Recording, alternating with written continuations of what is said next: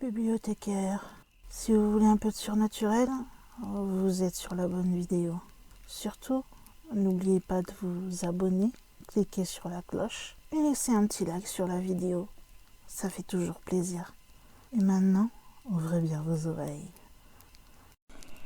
Bonjour à tous, chers amis bibliothécaires. J'espère que vous allez bien. Nous terminons cette semaine spéciale Nouvel An avec une creepypasta. Et oui, on n'y échappe pas malheureusement. Celle-ci se nomme Le Nouvel An Brûlant. Vous êtes prêts? Alors installez-vous confortablement, prenez votre café, votre thé, votre chocolat chaud, mettez-vous sous votre couette au coin du feu. C'est à vous de voir. En tout cas, soyez à l'aise. Et on est parti. Pop! Pop! Pop! Pop! Il n'était que 21h45 et les gamins du coin étaient déjà en train de faire exploser les bombes cerises. Lydia s'y attendait forcément, mais même ainsi, cela la fit sursauter au point de renverser son thé qu'elle tenait à la main. Le liquide chaud brûla alors l'intérieur de sa cuisse et elle jura à voix basse. C'était le réveillon et Lydia le passait comme elle avait toujours fait, seule, recroquevillée, avec simplement un bon livre et une boisson chaude. Les vacances n'étaient qu'un autre jour pour elle, et bien qu'elle en ait fait une tradition de rester éveillée au moins jusqu'à minuit, elle n'a pas ressenti à ce moment-là le besoin de passer ce nouvel an avec ses amis, ni même avec sa famille. Elle aimait la solitude et elle se sentait souvent très mal à l'aise avec les autres. Elle se leva alors pour aller nettoyer le thé qu'elle avait fait tomber sur sa jambe, lorsqu'elle passa devant l'arbre de Noël, qui, autrefois, était illuminé, scintillé avec de belles lumières. Mais la dernière fois qu'elle les avait allumés, c'était pour Noël. Elle prit alors note mentalement de le retirer dès le lendemain matin. Ça, et puis toutes les décorations qui allaient avec. De toute façon, elle trouvait ça à moitié idiot de décorer ainsi sa maison. Elle se demandait même souvent pourquoi elle se cassait la tête à installer tout ça. Puisqu'au final, personne ne les a vus apparaître vu qu'elle est toute seule au Nouvel An. Mais que voulez-vous? Les vieilles habitudes ont la vie dure. Elle saisit alors un chiffon dans un tiroir de la cuisine, elle essuie le thé renversé et elle examine sa cuisse. Elle avait une tache rouge due à la brûlure, mais rien de bien grave, ça allait passer bien vite. Et puis elle se disait maintenant que c'était fait, tant que maintenant elle gardait une prise ferme sur sa tasse, elle pourrait tenir toute la nuit sans trop de blessures graves. Et cela, qu'il y ait des feux d'artifice ou non. À ce moment-là, le téléphone sonna. Elle oublia sa brûlure et elle pensa que c'était un membre de sa famille qui devait sans doute l'appeler à cette heure-ci pour lui souhaiter la bonne année. Elle décrocha. « Bonjour ?» Elle entendit alors des rires en arrière-plan, mais c'est bizarre, il n'y a personne qui ne répondait. « Bonjour !» Est-ce que Joseph est là? C'était une voix de femme. Lydia pouvait encore entendre les rires en arrière-plan. Je suis désolée, il n'y a pas de Joseph ici. Vous devez avoir fait un mauvais numéro. » Puis, soudain, sans prévenir, la personne a raccroché d'un seul coup. Lydia a alors raccroché avec une expression complètement sidérée. C'était impoli. Alors qu'elle se décidait à retourner dans le salon, elle entendit des rires qui venaient de l'avant de la maison. Elle se rappelait immédiatement l'appel téléphonique qu'elle venait de recevoir. Elle se figea alors pour écouter. Plus de rires, et ils étaient de plus en plus forts. Elle se dirigea vers la fenêtre avant et elle jeta un coup d'œil dehors. À son grand soulagement, c'était seulement un groupe d'adolescents qui marchaient sur le trottoir avec des cierges magiques à la main. Les garçons s'amusaient à taquiner les filles et les filles éclataient de rire. En regardant leurs ombres, à cause des réverbères, celles-ci semblaient s'allonger énormément. Et ça rappelait à Lydia les ombres qu'elle avait l'habitude de voir quand le courant se coupait soudainement. Et que donc sa famille devait simplement s'éclairer, comme beaucoup en cas de coupure de courant, à l'aide de bougies. Elle vit alors une des filles qui a poussé doucement un des garçons, et celui-ci est tombé du trottoir. « Tu vas l'avoir maintenant !» cria-t-il. La fille qui l'avait poussé tenta alors de se cacher derrière un de ses amis. Lydia put doucement respirer et reprendre le souffle qu'elle avait retenu jusqu'alors, et elle ferma son rideau. Elle aussi, elle avait été une adolescente, Bien qu'une petite partie d'elle se sentait nostalgique à repenser à son adolescence, et sur l'idée d'interagir avec le sexe opposé, entre autres, elle se disait qu'il n'y avait rien de tel que sentir ces petits papillons dans le ventre que l'on a pour la première fois, les regards décontractés, les petites taquineries enjouées. Elle souriait en y repensant. Puis elle retourna vers le canapé, sirota son thé et se remit à lire son livre. Environ 1 heure s'était écoulée depuis, et le téléphone se mit à sonner de nouveau. Elle pensait avec certitude cette fois-ci que ce serait enfin l'un de ses proches qui l'appellerait. Elle s'est levée et elle a répondu. « Bonjour ?» Mais encore une fois, personne ne répondit. Mais c'était un peu comme avant, mais un peu différent en même temps, car elle pouvait entendre une sorte de fête qui se déroulait en arrière-plan. On pouvait entendre des vers s'entrechoquer, de la musique, des conversations bruyantes, des rires, des bruits occasionnels. Elle redemanda encore une fois « Bonjour ?» C'est alors qu'elle entendit ce qui ressemblait à quelqu'un en train de brouiller le téléphone. Et puis, pouf, plus rien. La seule chose qu'elle entendait maintenant, c'était la tonalité du téléphone. Alors elle raccrocha comme elle avait fait la première fois. Que diable! Mis à part le premier appel téléphonique qu'elle avait reçu, Lydia avait pensé que quelqu'un l'avait accidentellement appelé, ce qui peut arriver à tout le monde, on est d'accord. Elle laissa tomber, puis elle retourna tranquillement dans son canapé. Minuit approchait, et Lydia se sentait de plus en plus fatiguée. Mais elle était quand même déterminée à rester éveillée. Pour cela, elle lisait phrase après phrase son livre. Mais ses paupières semblaient se remplir de sable, s'alourdir, et elle se surprenait elle-même à fermer ses paupières pendant quelques secondes. Elle regarda l'horloge, il n'était que 11h45. 15 minutes de plus, alors je pourrais enfin me rendre, dit-elle en fermant son livre et en cherchant la télécommande de la télévision. Lydia a pensé que sa télé serait peut-être une meilleure distraction que simplement lire un livre. Puis le téléphone sonna à nouveau. Lydia pensa y répondre, mais en réfléchissant aux 2 derniers appels, c'était quand même bizarre, c'était quand même pas habituel d'avoir autant d'appels, surtout pas 3 en quelques heures seulement. Même quand les gens se trompaient et faisaient un faux numéro, c'était jamais arrivé. Cependant, il y avait ce petit quelque chose que tout le monde a au fond de soi qui s'appelle la curiosité. Alors, elle est allée se diriger vers le téléphone. « Bonjour !» demanda-t-elle cette fois-ci d'une voix plutôt irritée. C'est un gros bruit qui a explosé à l'oreille de Lydia. Elle a tout de suite, par réflexe bien sûr, éloigné le téléphone de sa tête, comme quand vous touchez par inadvertance à un radiateur qui est trop chaud et que vous retirez la main vite fait. C'est alors qu'elle a entendu une voix d'homme, mais il ne parlait pas plus fort qu'un simple murmure. « Bonne année, Joseph. Vous n'avez jamais pensé que je le ferais, mais je le ferai. » Est-ce que tu aimes quand les choses tournent mal, Joseph ? Ils essaieront de m'arrêter, mais je le ferai, et ça sera beau. Lydia commençait à se poser des questions. Elle savait pas vraiment quoi répondre à ça, puisqu'elle ne connaissait pas Joseph et qu'elle vivait seule. Elle dit alors « Qui est-ce ? Il n'y a pas de Joseph ici. » Cela n'affecta pas du tout l'homme à l'autre bout du fil qui garda son ton de murmure et qui dit cette dernière chose avant de raccrocher. « Tu brûleras aussi. » Bizarrement, elle entendit un rire à l'arrière-plan et il lui semblait que c'était une femme. Puis tout d'un coup, ce fut le silence. Lydia était totalement énervée et elle a carrément claqué le téléphone sur son récepteur.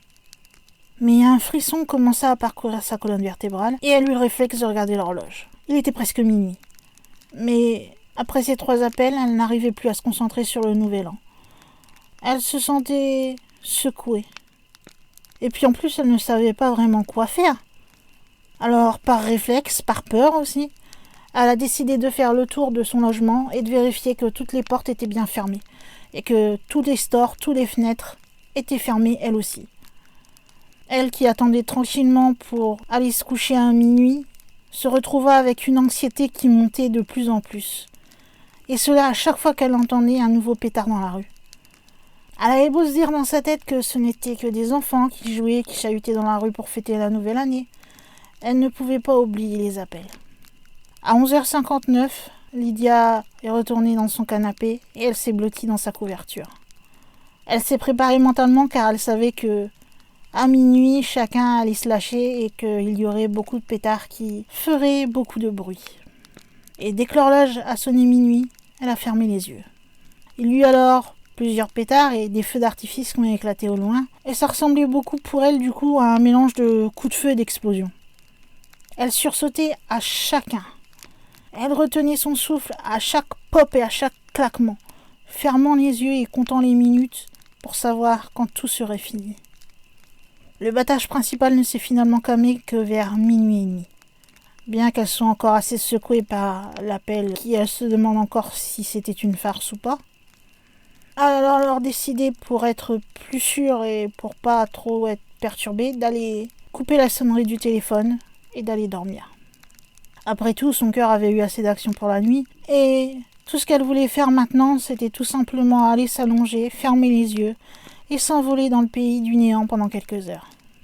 Alors qu'elle allait vers le téléphone et que sa main allait appuyer sur le bouton sonnerie désactivée, celui-ci se mit à sonner de nouveau. Elle hésita vraiment à décrocher, mais là encore, la curiosité fut la plus forte et elle répondit une 4e fois. « Oui ?» demanda-t-elle dans un murmure. C'était le même qu'avant, mais cette fois-ci, il chuchotait plus violemment. « Êtes-vous prêt, Joseph ? Je peux déjà ressentir la chaleur.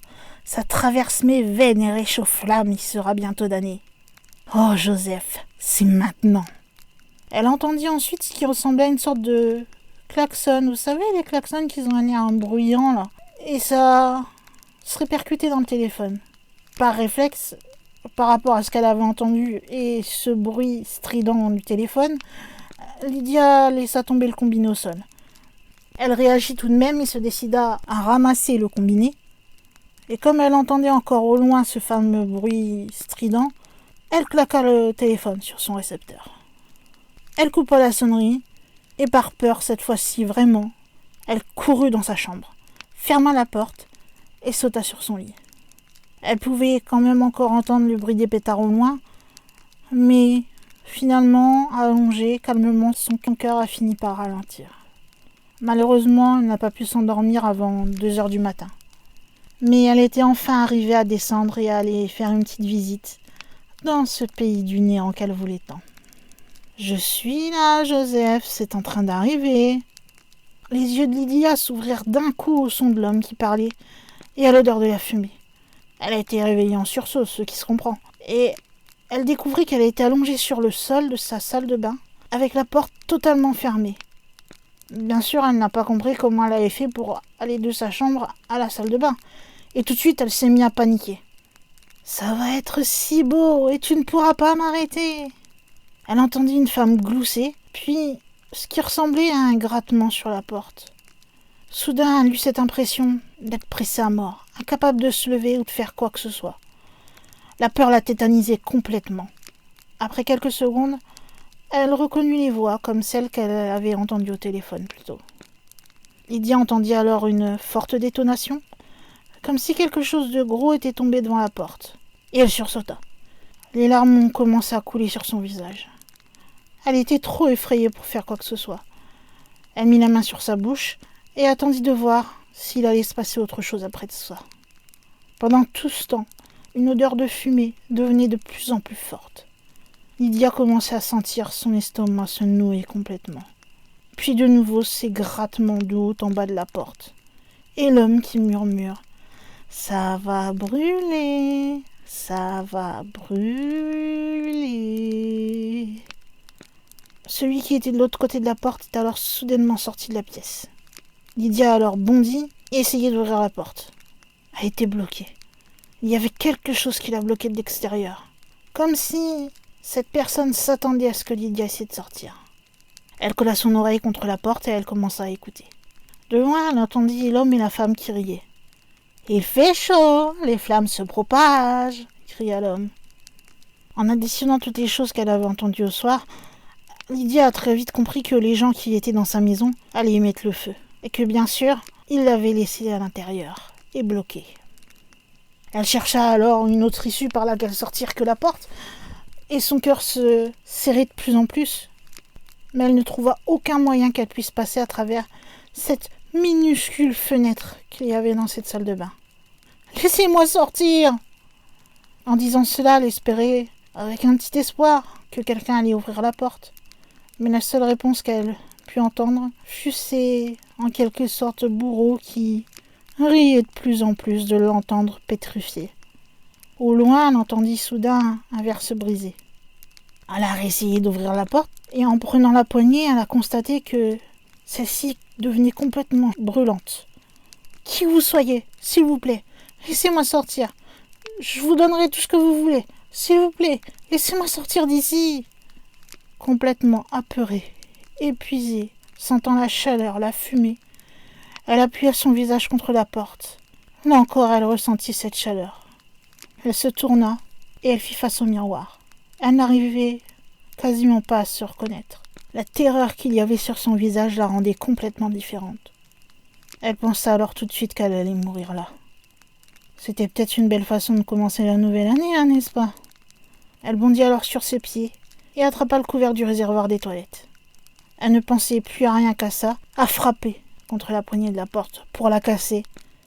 Et oui, elle se disait que si elle arrivait à casser la poignée du côté de cette porte, elle pourrait faire tomber l'autre partie et ainsi pouvoir sortir. De plus, elle voyait la fumée qui commençait à passer sous la porte.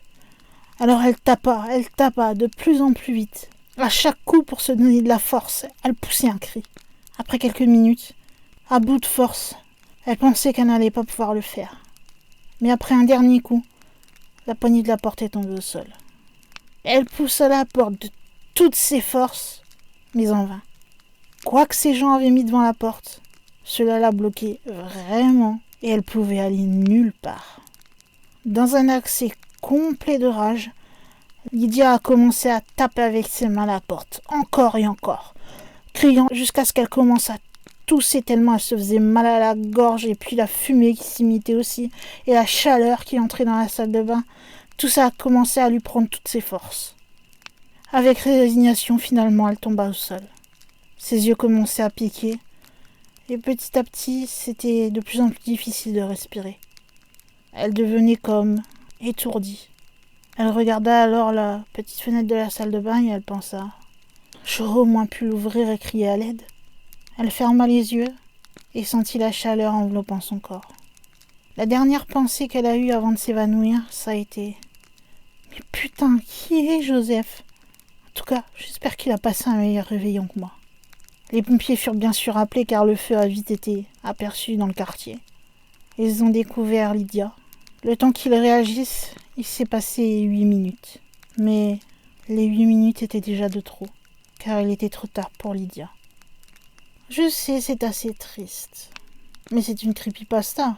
C'est rare que les creepypastas soient joyeuses. Là, c'est plus une sorte de sad pasta, quelque part, comme on les appelle. J'espère quand même que je vous ai pas trop démoralisé et que vous avez apprécié cette histoire. Si c'est le cas, vous savez que vous pouvez me le dire dans les commentaires. Me lâcher un petit pouce en l'air qui fait toujours plaisir. Vous abonner si ce n'est pas encore fait. Partagez avec tous les gens que vous pouvez. Et puis je crois qu'il est temps pour moi de conclure cette semaine spéciale Nouvelle Année. De nouveau, de vous souhaiter une bonne année 2022. Et en tant que gardienne de la bibliothèque, de fermer les portes de celle-ci jusqu'à la prochaine vidéo.